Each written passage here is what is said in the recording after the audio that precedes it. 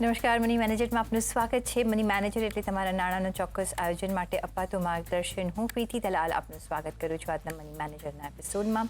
ત્યારે મની મેનેજરમાં આ સપ્તાહે આપણે નિવૃત્તિના આયોજન અંગે ખાસ 2 એપિસોડ સિરીઝ કરીશું અને નિવૃત્તિ માટેના ઇન્વેસ્ટમેન્ટ અને ઇન્સ્યોરન્સની ખાસ વાતચીત કરીશું. આજે ઇન્વેસ્ટમેન્ટની વાત કરીશું જેથી તમે તમારી રિટાયરમેન્ટ લાઈફ સુરક્ષિત અને ચિંતા રહિત બનાવી શકો. તો પહેલાં આપણે વાત કરીશું ઇન્વેસ્ટમેન્ટની કે નિવૃત્તિ માટેના ઇન્વેસ્ટમેન્ટ કેવા હોવા જોઈએ, કઈ રીતે રેગ્યુલર ઇન્કમ જનરેટ થઈ શકે અને નિવૃત્તિના આયોજનમાં શું ભૂલો થઈ શકે, આ તમામ ચર્ચા કરીશું. અને ઓફકોર્સ નેક્સ્ટ એપિસોડમાં આપણે વાત કરીશું ઇન્સ્યોરન્સ વિશે. પણ આજના ચર્ચામાં આપણી સાથે જોડાયા છે મની મંત્રના ફાઉન્ડર વિરલ ભટ્ટ. વિરલભાઈ, ઘણું સ્વાગત છે. અને રિટાયરમેન્ટ આનું આપણે પ્લાનિંગની હંમેશા વાત કરતા હોઈએ છીએ, પણ ક્યારથી કરવું, કેવી રીતે કરવું, કયો રાઈટ સમય છે, એમાં હજી પણ બધાને કન્ફ્યુઝન થાય છે. કારણ કે જ્યારે આપણે શરૂઆત કરતા હોય છે કામ કે એજની અને પછી જ્યારે રિટાયરમેન્ટનો વખત આવે છે ત્યારે તો ઘણા વર્ષો વીતી જતા હોય છે અને એમ જ લાગે છે કે ઘણો ટાઈમ છે.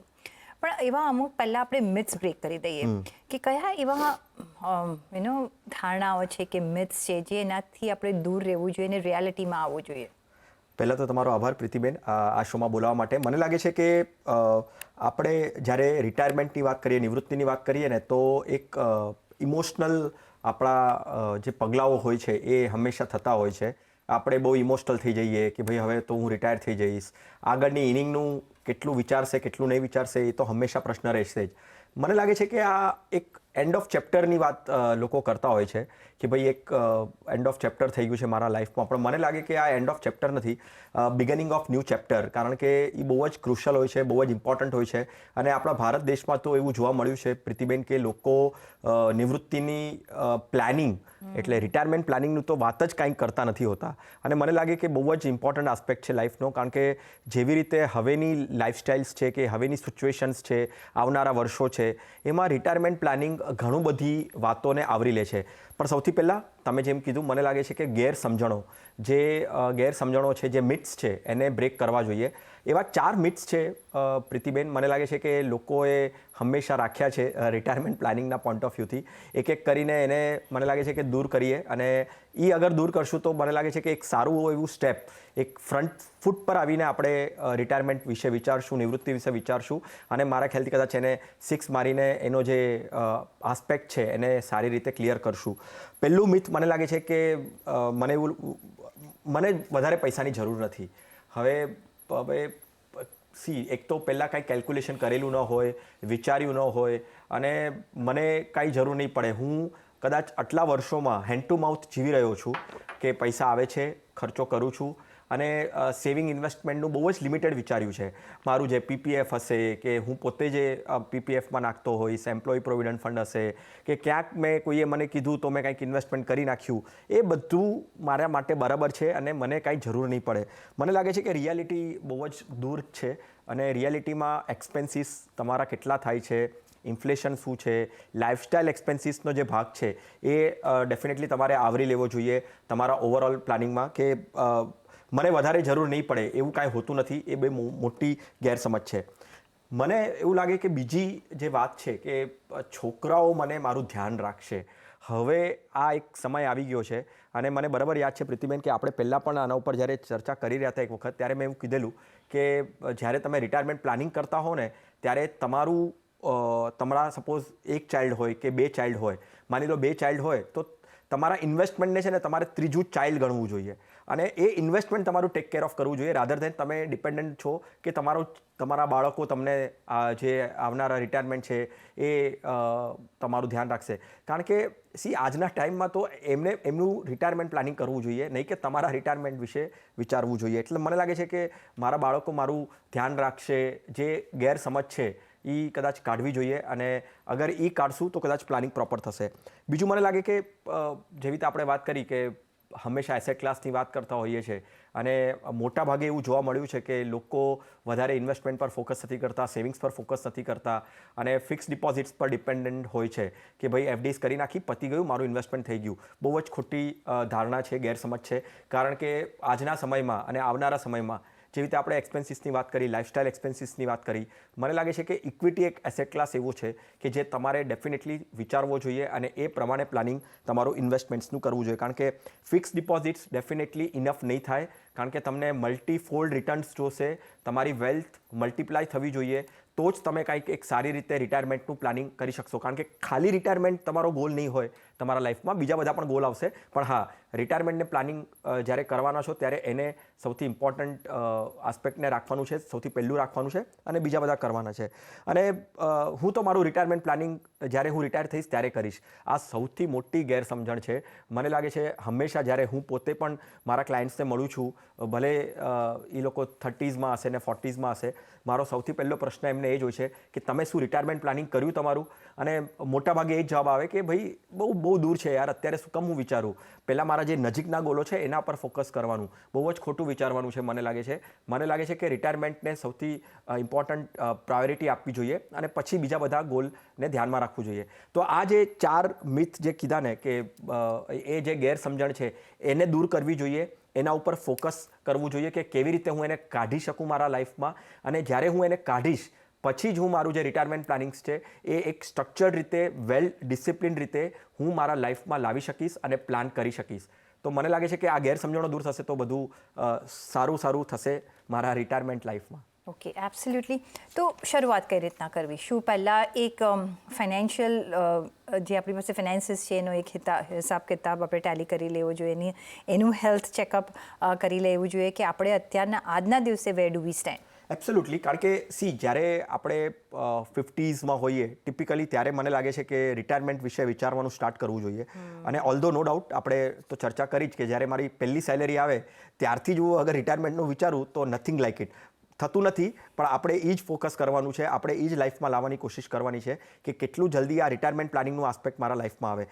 મને લાગે છે એક્સપેન્સીસ બહુ ઇમ્પોર્ટન્ટ છે. મારા એક્સપેન્સીસ ફિક્સ્ડ હશે, વેરિયેબલ હશે, હું એને કેવી રીતે કેલ્ક્યુલેટ કરીશ, શું મારી ઇન્કમ છે, મારા ઇન્કમ સોર્સ કેટલા છે, રાઈટ, મારે રેન્ટલ ઇન્કમ આવતી હશે, મારું કદાચ પેન્શન સ્કીમમાં મેં નાખ્યું હશે તો મારી કદાચ પેન્શન આવવાનું હશે મારા રિટાયરમેન્ટ પર.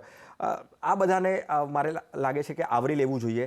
પહેલાં તો મારી ઇન્કમને મારે ફોકસ કરવું જોઈએ, પછી મારા મંથલી એક્સપેન્સીસ ફિક્સ્ડ હોઈ શકે, વેરિયેબલ હોઈ શકે, હું કયા એક્સપેન્સીસ કરી રહ્યો છું. અને એક બીજો આસ્પેક્ટ બહુ ઇમ્પોર્ટન્ટ છે કે ભાઈ ઇન્ફ્લેશન આવનારા 10 years હશે, 15 years હશે, જેટલું જલ્દી કરું, સપોઝ માની લો 20-30 years હશે, શું હું ઇન્ફ્લેશનને ધ્યાનમાં રાખું છું?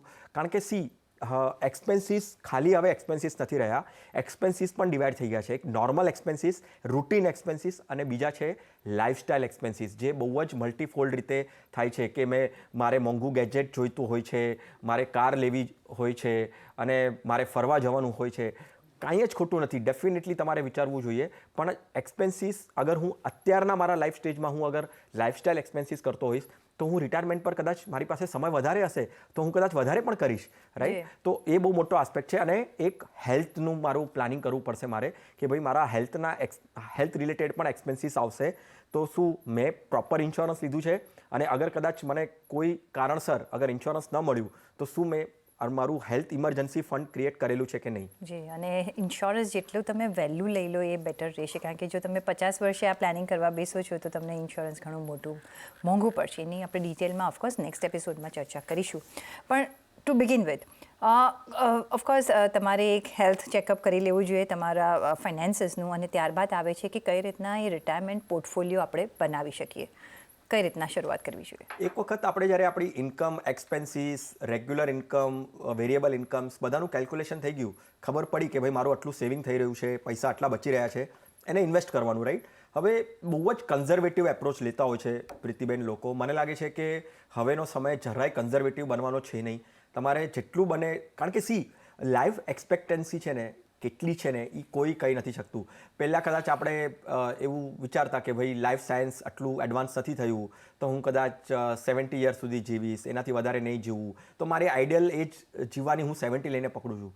શું મેં વિચાર્યું છે કે હું 90 years જીવીશ તો હું શું કરીશ, 100 વર્ષ જીવી ગયો તો હું શું કરીશ? તો મારા ઓવરઓલ પોર્ટફોલિયોમાં ઇક્વિટી એક એસેટ ક્લાસ એવું છે કે ડેફિનેટલી મારે એને ઇગ્નોર ન કરવું જોઈએ. હા, બધા લોકો એવું કહેતા હોય છે અને કરવું પણ જોઈએ કે હું જેમ જેમ રિટાયરમેન્ટની નજીક આવીશ તો મારું ડેટનું એલોકેશન મારે રાખવું જોઈએ અને એમાં કાંઈ ખોટું નથી, કારણ કે એવું પણ જોયું છે કે ડેટના રિટર્ન્સ ઘણી વખત ઇક્વિટી કરતાં પણ વધારે આવે છે.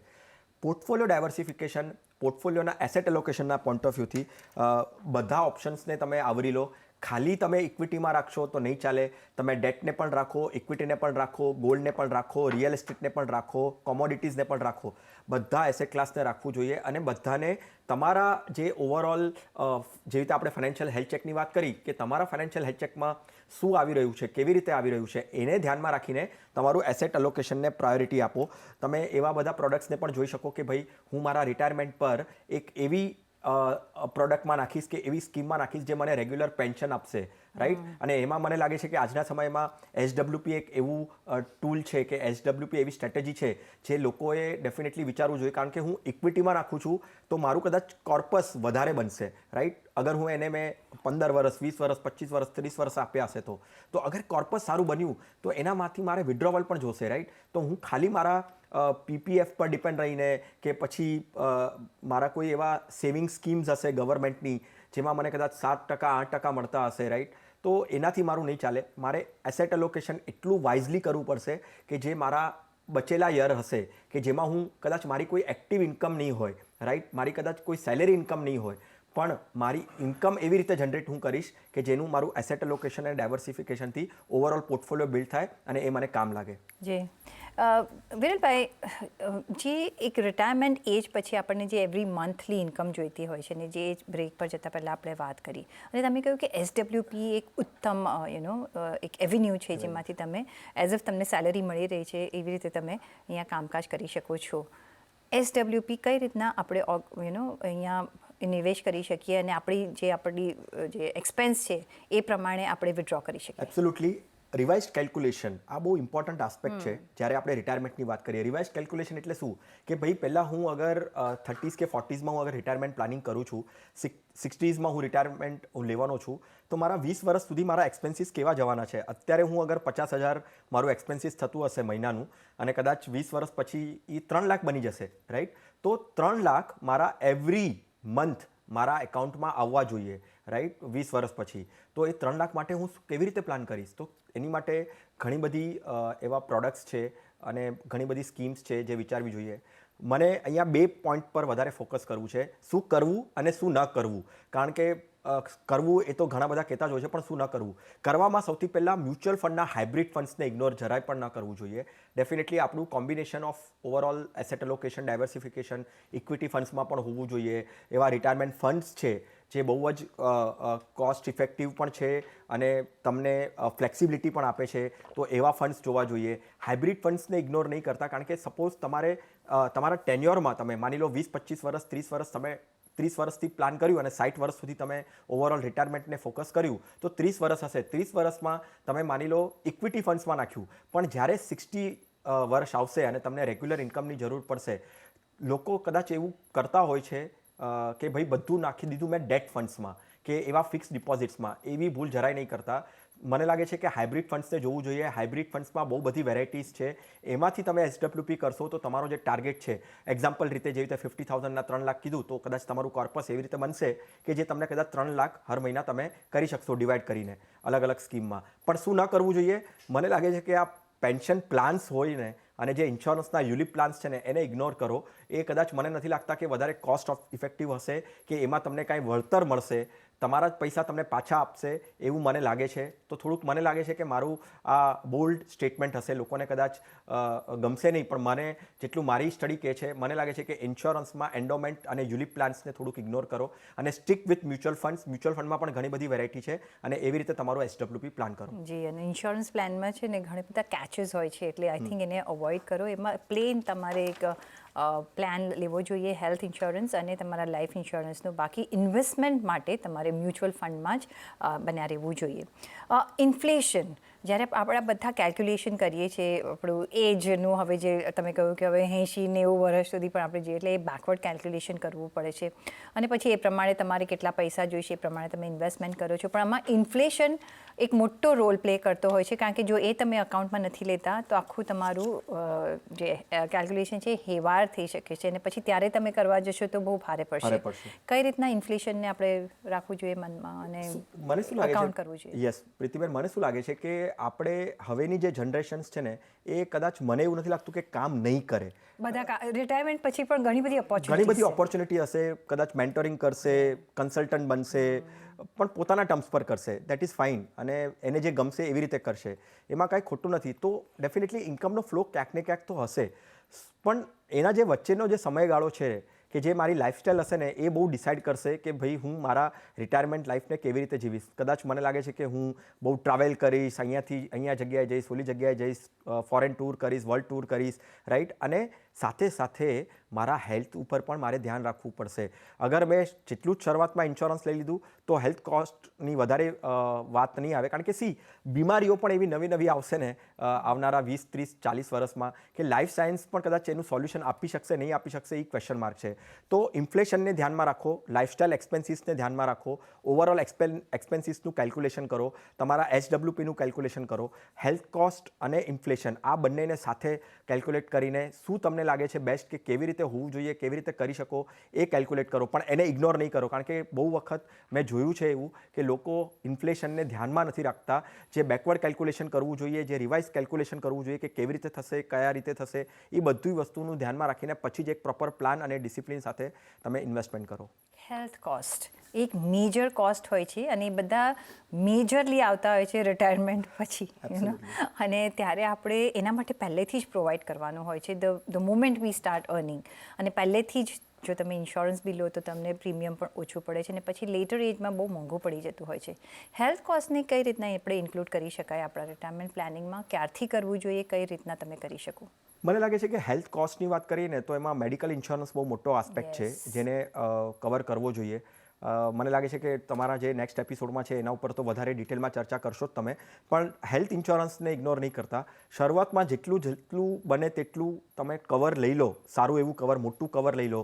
એમાં તમે બેઝ પ્લાન, સુપર ટોપઅપને મિક્સ કરીને એક મોટું એક ઇન્સ્યોરન્સ કવર અગર લઈ લેશો ને તો હેલ્થ કોસ્ટમાં પ્રોબ્લેમ નહીં આવે. બીજી વસ્તુ શું છે, ઇમરજન્સી પ્લાનિંગ. હવે મને એ પણ ઓબ્ઝર્વ થયું છે પ્રીતિબેન કે લોકો ઇમરજન્સી શું આવી શકે, ભાઈ હેલ્થને રિલેટેડ જ ઇમરજન્સી આવે. આપણે કોરોનાના ટાઈમ પર જોઈ લીધું કે ભાઈ મારી પાસે કદાચ હું અંડર ઇન્સ્યોરન્સ હતો, મારી પાસે વધારે નહોતું, ખર્ચો એટલો થઈ ગયો હોસ્પિટલાઇઝેશનનો કે મારા જે ઇમરજન્સી ફંડ હતા, કે જે મારી સેવિંગ હતી, એના ઉપર ડેન્ટ આવી ગયો, એના ઉપર ખાડો આવી ગયો. તો આ બધી વસ્તુ ન હોવી જોઈએ. તમે ઇમરજન્સી પ્લાનિંગ પણ સાથે સાથે કરો. હેલ્થ કોસ્ટને ધ્યાનમાં રાખો કે ભાઈ નવા બીમારીઓ આવશે, નવી બીમારીઓને સરખું કરવા માટે બહુ મોટી કોસ્ટ લાગશે, હોસ્પિટલાઇઝેશન લાગશે, અને આજની હોસ્પિટલાઇઝેશન પણ મને લાગે છે કે 5 સ્ટાર હોટલથી કોઈ કમ નથી, રાઈટ? તો અને પ્રાઇસીસ બી 5 સ્ટાર જેવા છે. 5 સ્ટાર જેવા છે. તમને મેનુ આપી દેશે અને કહી દેશે કે તમારે કેવી રીતે તમારે રહેવું છે અને કેવી રીતે કરવું છે. તો થોડુંક આ બહુ એક ક્રિટિકલ ઇસ્યુ છે, એના ઉપર ફોકસ કરીને તમારે હેલ્થ કોસ્ટને પણ એક ઓવરઓલ આઉટલુક આપવાનો છે કે કેવી રીતે તમે તમારા રિટાયરમેન્ટના પ્લાનિંગમાં તમે એને બેસાડશો. જી, અને દિવસે જતાં આપણે જોઈ રહ્યા છે કે કોસ્ટ અહીંયા વધી જ રહ્યો છે, એટલે આ એક મોસ્ટ ઇમ્પોર્ટન્ટ આસ્પેક્ટ છે કે જે તમારે લેવો જ જોઈએ. નહીં તો જે પણ તમારું રિટાયરમેન્ટનું ઇન્વેસ્ટમેન્ટ છે એ બધું આમાં જઈ શકે છે જો કોઈ બીમારી આવે છે તો. નેક્સ્ટ એક બીજો જે આસ્પેક્ટ છે કે તમે ઓફકોર્સ હવે એ એજ પર છો કે you have to start planning your death also, અને કઈ રીતના તમારે તમારી લીગસી છોડીને જવું છે, કોને શું આપવું છે, શું કરવું છે, અને તમારે લાયબિલિટી તો કોઈ છોડવીને જવું જ નથી, નહીં તો જે નેક્સ્ટ જનરેશન છે એના માટે ભારે પડી જાય છે. કઈ રીતના તમે આનું પ્લાનિંગ કરી શકો છો? એસ્ટેટ પ્લાનિંગને ઇગ્નોર કરતા હોય છે લોકો. મને વિલની જરૂર નથી, મારા લાઈફ પર બધું બરાબર છે, કાંઈ ઝઘડા થવાના નથી, બધું બરાબર રહેશે. પણ મને લાગે છે કે ઠીક છે, એવું બની શકે, એવું હોઈ શકે, પણ ખબર નથી પડતી કે ક્યારે શું લાઈફમાં કયો મોડ આવી જાય અને લાઈફ ચેન્જ થઈ જાય. એના માટે વેલ પ્રિપેર રહેવું જોઈએ. જેટલું ઇન્સ્યોરન્સ ઇમ્પોર્ટન્ટ છે, જેટલું ઇન્વેસ્ટમેન્ટ ઇમ્પોર્ટન્ટ છે, એટલું જ tax planning estate planning important છે. અને એસ્ટેટમાં વિલ સૌથી પહેલાં ઇમ્પોર્ટન્ટ છે કે ભાઈ મારે એક સિમ્પલ વિલ બનાવીને રાખવી જોઈએ. એક પેપર ઉપર રાખીને જવું જોઈએ કે ભાઈ મારા પછી કોણ આનો સાચો હકદાર રહેશે, મારા નોમિનીઝ બરાબર છે કે નહીં એ જોવું જોઈએ, બેન્કોમાં નોમિની બરાબર કર્યા છે કે નહીં, ઇન્વેસ્ટમેન્ટ્સમાં બરાબર કર્યા છે કે નહીં. કારણ કે ઘણા બધી વખત એવું જોવા મળ્યું છે કે લોકો આ ધ્યાનમાં નથી રાખતા, વિલ બનાવી નથી હોતી, નોમિનેશન પ્રોપર કર્યા નથી હોતા અને એના કારણે પછી એમના લાઈફમાં બહુ મોટા પ્રોબ્લેમ્સ આવે છે ફાઇનાન્શિયલી. તો આ એક એસ્ટેટ પ્લાનિંગ છે ને બહુ મોટો ઇમ્પોર્ટન્ટ આસ્પેક્ટ છે જે લોકો ઇગ્નોર કરે છે. સિમ્પલ છે એક, હા અગર તમારા લાઈફમાં કોમ્પ્લિકેશન્સ બહુ હોય તો ડેફિનેટલી પ્રોપર એક એસ્ટેટ પ્લાનિંગ કરવું જોઈએ. પણ આટલું ન હોય તો પણ એક વિલ બનાવવું કાંઈ ખરાબ નથી. અને એવું નથી કે ભાઈ હું મરવાનો તો છું જ નહીં, એવું પણ નથી કંઈ, રાઈટ. તો ડેફિનેટલી એના પર વધારે વિચાર ના કરીને એક મારી એસેટ્સનો સાચો હકદાર કોણ છે, સાચા હાથે મારી એસેટ્સ જવી જોઈએ, એનું પ્લાનિંગ વિલ પ્લાનિંગથી કરીને, એસ્ટેટ પ્લાનિંગથી કરીને પ્રોપર રીતે તમે રિટાયરમેન્ટ પ્લાનિંગમાં એને ઇન્ક્લુડ કરી શકો. તો આ એક મેજર પાર્ટ છે જેથી તમારા પછીના જે ફેમિલી છે એ લોકોમાં કોઈ ઝઘડા ના થાય, કંઈ કન્ફ્યુઝન ન થાય. કારણ કે ઘણું બધું આપણે જોયું છે કે કેટલા બધા લીગલ બેટલ્સ એમાં થઈ જતા હોય છે ને જે તમારો પર્પઝ હોતો હોય છે કે આટલું છોડીને જઈએ, આટલું મારું ફેમિલી શાંતિથી રહી શકે, એ પર્પઝ અહીંયા સોલ્વ નથી થતો. આમાં એક ઇમોશનલ પાર્ટ પણ છે જે આપણે રિટાયરમેન્ટની જ્યારે વાત કરી રહ્યા છીએ ત્યારે, રાઈટ.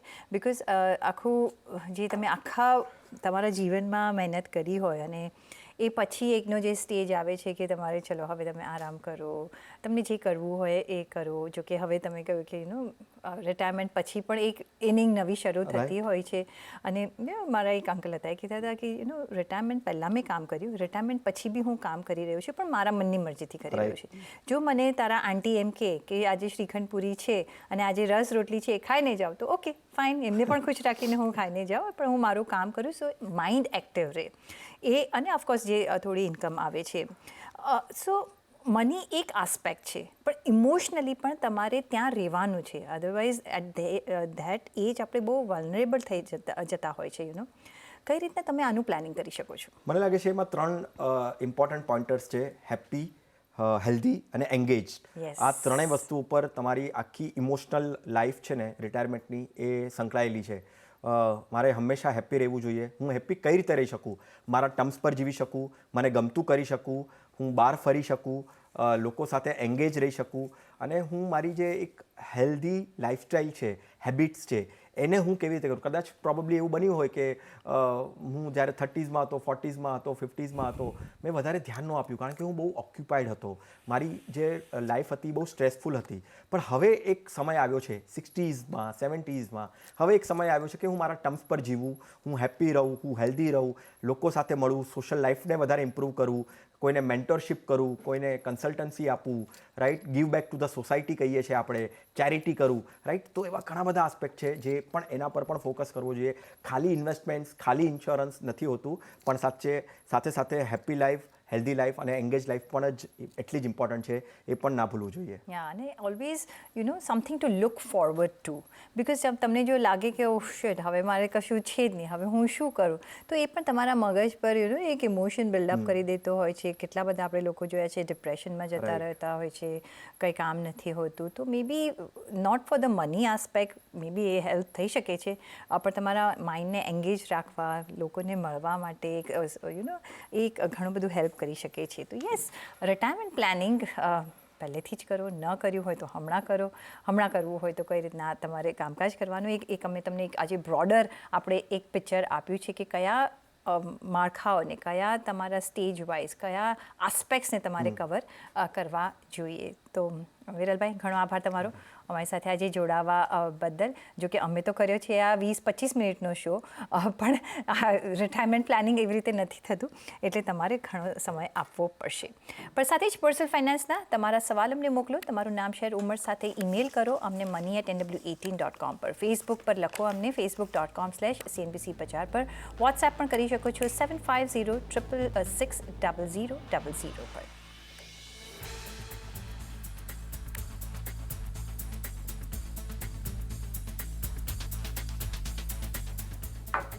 અને આ સાથે જ મની મેનેજરના એપિસોડમાં બસ અત્યારના આટલું જ. પાછા મળીશું નેક્સ્ટ એપિસોડમાં અને વાત કરીશું કઈ રીતનો હેલ્થ ઇન્સ્યોરન્સ તમારે લેવું જોઈએ અને રિટાયરમેન્ટ પ્લાનમાં કઈ રીતના તમને હેલ્પ કરી શકે છે. અમારી સાથે જરૂરથી જોડાશો. નમસ્કાર.